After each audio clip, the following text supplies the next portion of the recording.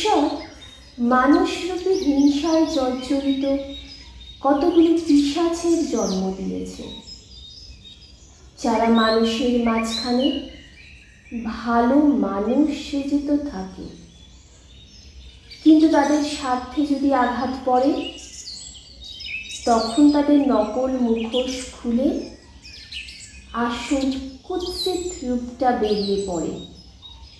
তখন তারা হিংসায় এতটাই বদ্ধ পাগল হয়ে যায় যে তারা ভুলে যায় তাদের রংচঙে মুখোশ খুলে গেছে।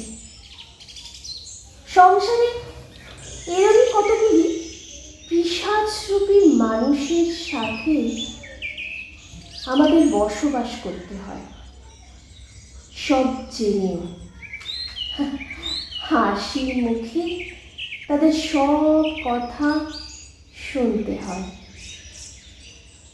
মাঝে মাঝে মন খুব খারাপ করে, কারণ মন বোঝে না যে ওরা আপন না, পরও না, ওরা ক্ষতিকারক ভাইরাস। কারোর ক্ষতি করো না, কিন্তু নিজের অস্তিত্ব জানান দেওয়ার জন্য ঘুরে দাঁড়াতেও ভুলো না। এটা আমার কথা।